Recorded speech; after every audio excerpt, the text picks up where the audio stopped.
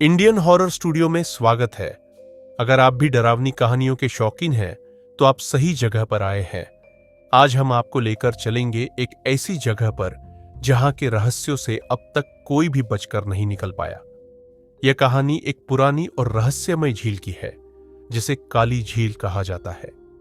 यह झील जो किसी समय गांव का जीवन थी, अब एक खौफनाक और अदृश्य ताकतों से भरी हुई जगह बन चुकी है।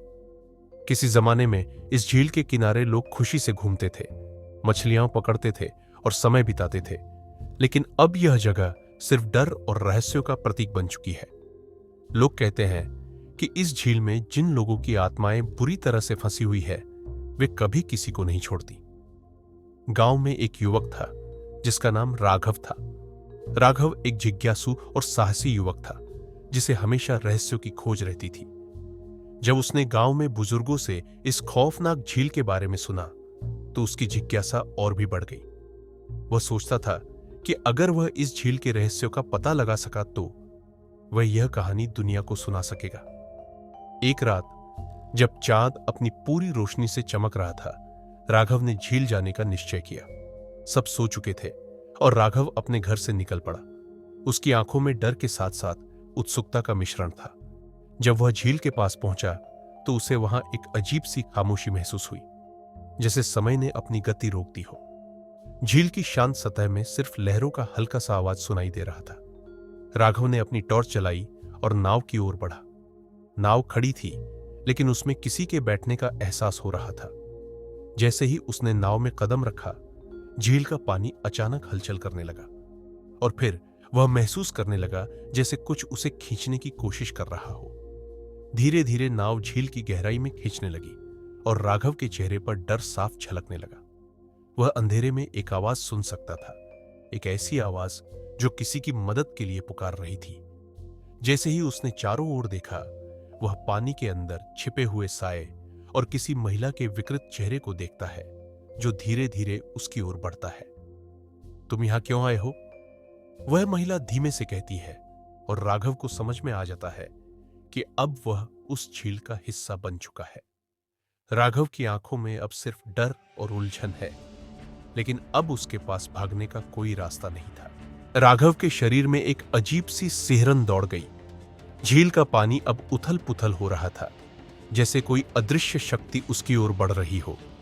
वह उस विकृत महिला के चेहरे को देखता है जिसकी आंखें पूरी तरह से काली थीं और चेहरे पर एक घृणित मुस्कान फैल रही थी।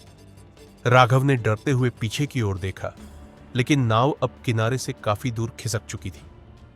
तुम यहां क्यों आए हो? महिला की आवाज फिर से गूंजती है, इस बार और भी तीव्रता से। वह आक्रामक हो चुकी थी, जैसे राघव को अपनी गिरफ्त में लेना चाहती हो।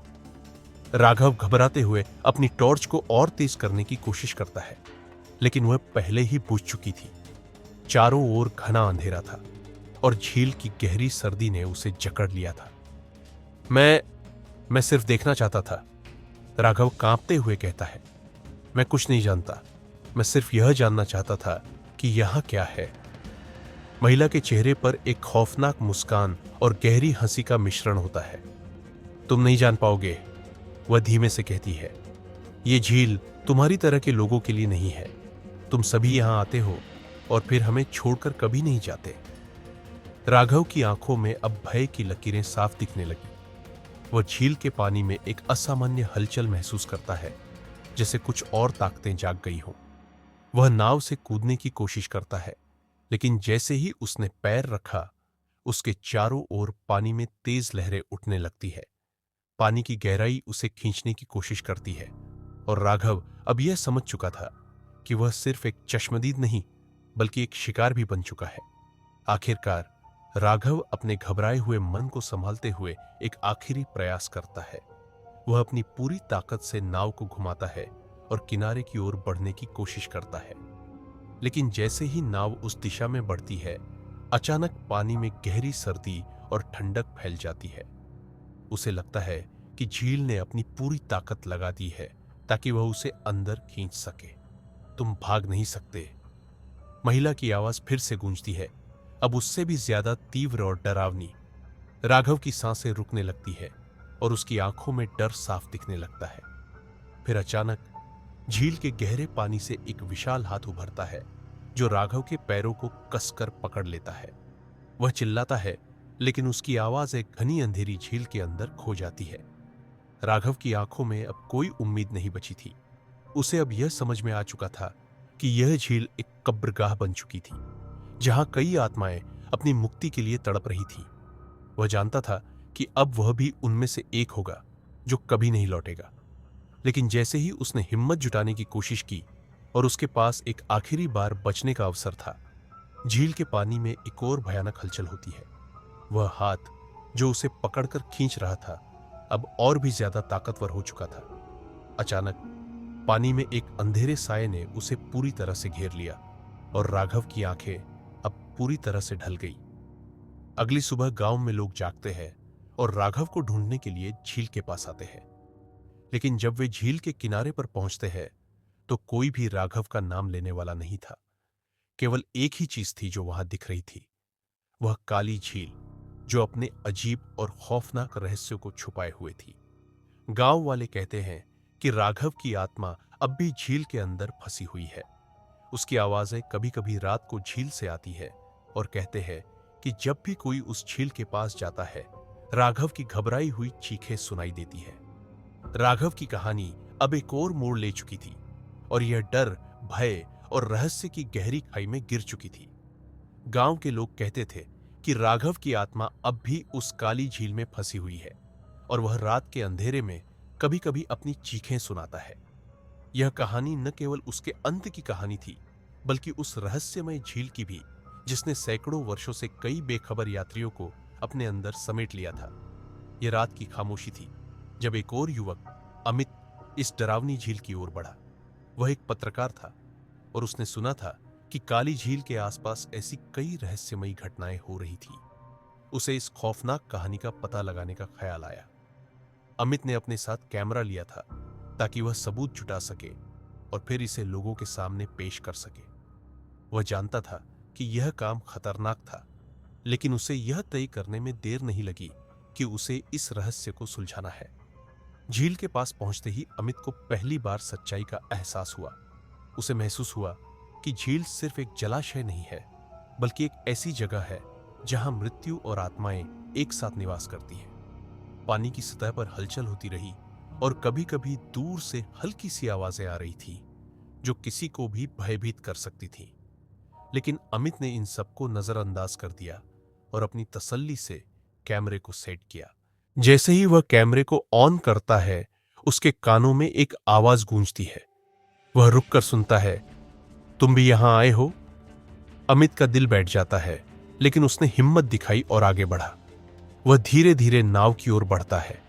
एक अजीब सी ठंडक उसे अपनी तरफ खींचने लगती है, जैसे कोई अदृश्य ताकत उसे अपने पास बुला रही हो।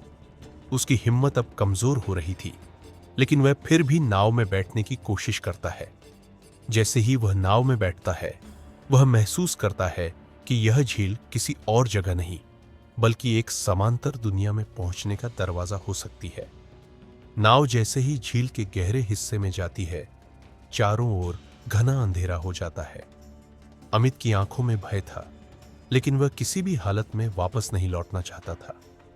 तभी एक बार फिर वही भयानक आवाज सुनाई देती है, तुम्हें हमसे बचने का कोई रास्ता नहीं मिलेगा। अमित की आंखों में घबराहट फैलने लगती है। पानी की हलचल अब तेज हो चुकी थी और एक विशाल हाथ उसकी तरफ बढ़ता हुआ दिखता है।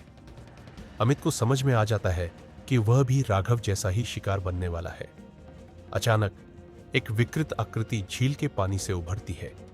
यह वही महिला थी जो राघव को अपनी जाल में फंसा चुकी थी। वह महिला अमित के सामने आ खड़ी होती है और उसका चेहरा अब भी काली आंखों और घृणित मुस्कान से भरा हुआ था। तुम यहां क्यों आए हो? वह पूछती है, लेकिन उसकी आवाज में अब एक और डरावनी गहराई थी।